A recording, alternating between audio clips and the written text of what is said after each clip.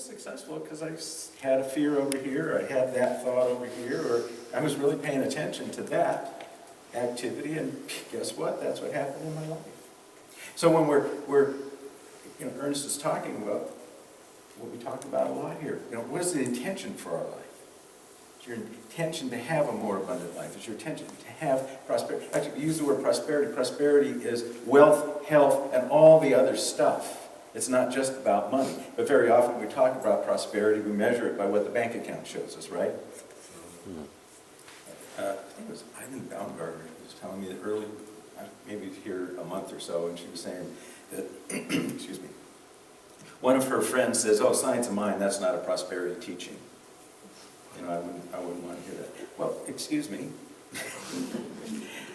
When we're talking about becoming one with God, when we're talking about eliminating the duality of between faith and fear, or love and hate, or any of those infinite abundance and lack of limitation, and we're talking about knowing that we're living in a universe that is a universe, not a diverse, not a multiverse, a universe. It is one. We are one in it, and that we come together in that oneness, and that there's only one voice to be listening to. Then we're in a place where we're living the prosperous life, because what do we know? We know that God is my source all the time.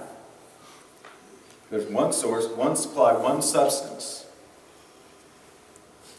So one source, creator of all things. One activity, one creative power. It's creating. What does it create out of? Itself. So say it with me. I am God created. I am God created. I am of infinite source. I am of infinite source. It's true. It's true. And I know it. And I know it. Okay. So infinite source. Infinite source is pouring forth all the time. All the time. When Edwin Gaines was here, she reminded us, and if you took the Prosperity Plus class with Marianne and Morrissey and Deborah, you know that there's this blessing when we're open and in that unity that's waiting to pour down into us, and it says, pressed down and overflowing. Get that? So if you say, I am open. I am open to receive the infinite blessing right now. Pressed down and overflowing. Pressed down and overflowing. Pressed down and overflowing. That's filling you up and just bursting out of the top. And so what more can you do then to give it forth? If it's pressed down and overflowing, you don't have a choice. You're like that river that's overflooding its banks. You're the coffee cup that you've poured too much. You ever do that? Pour too much in the coffee cup? Anyway, that's what it's all about. And it's not stopping. So we talked, Joe Goldsmith, I read this from him years and years ago, and basically saying, Niagara Falls is never worrying whether Lake Erie is running out of water. And I think I joked about this a couple of weeks ago, saying, it's like Niagara isn't waking up in the morning saying, oh God, I hope there's enough water coming through today so people think I'm spectacular. No, it's not happening. It's just happening all the time, 24/7, every day of the year, for hundreds of thousands of years, I think. Since whenever the water started melting again, or the ice, I guess the water didn't melt, the ice melted to create the water. A little science. Anyway, we're not needing to figure out where it's going to come from. You don't have to figure that out. It's already there. The reading says it's already there. You don't have to wait for something to happen. Anybody ever say, I've done it at least once or twice, where you say, I'm going to do that as soon as this happens. And sometimes this thing doesn't ever happen. So we don't ever get to do that. Anybody ever say, somebody says, and think of a question, would you like to donate $100 to this? Or would you like to buy this for $197? Or would you like to give money to this cause or that cause? And the first reaction that you have is, I can't afford that. Anybody besides me ever do that? So what do we do when we do that? Just imagine that there's the big, like a big sparklets, water dispenser with the, a spigot as big as this room somewhere, and that thing that opens it up and lets the water flow, and it's flowing. And you say, I can't afford that. It's like somebody jumps up there and just shuts that sucker off. Flow stops.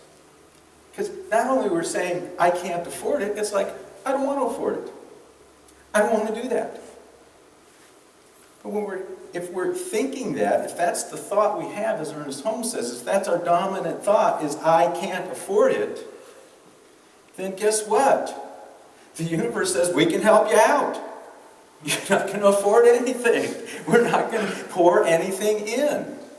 At the same time, if you say, my friend Ray Higdon gave me a book for Christmas, and I can't remember the title of the book, but I remember what it was. One of the things that was in there is, rather than saying, I can't afford that, and he was even saying, don't even say, he was a little sort of down on affirmation as being a little too weak. He was saying, how about asking the question when somebody says, would you like to do this, that your thought be this question that says, I am so amazed, how did I wind up affording to go on that 3-week cruise to the Mediterranean?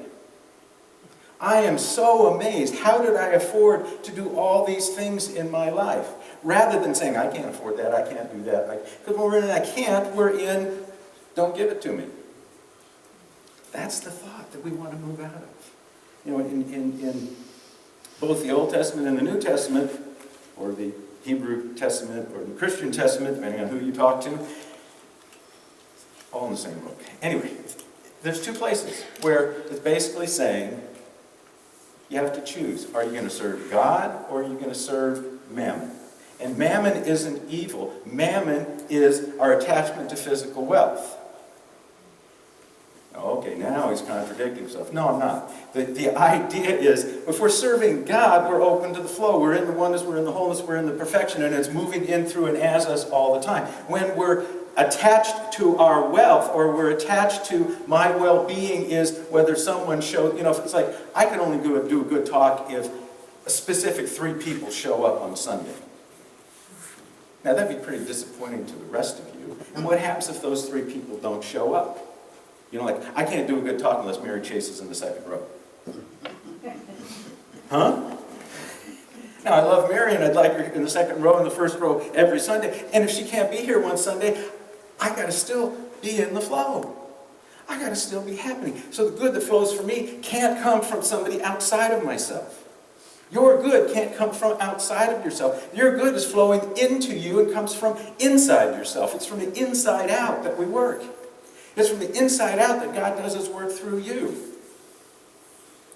Your life isn't going to be miraculously perfect if that perfect person shows up in your life. Ain't going to happen, because until you're that person's not showing up.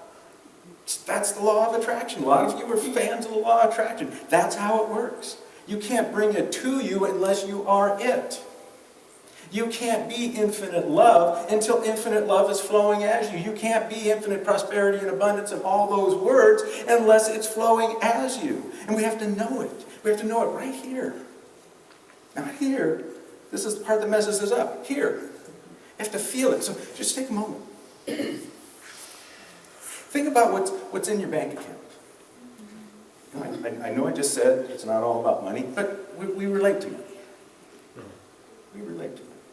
Actually, don't think about your bank account. Think about your purse or your wallet or your pocket, wherever you keep your money on when you're out and about.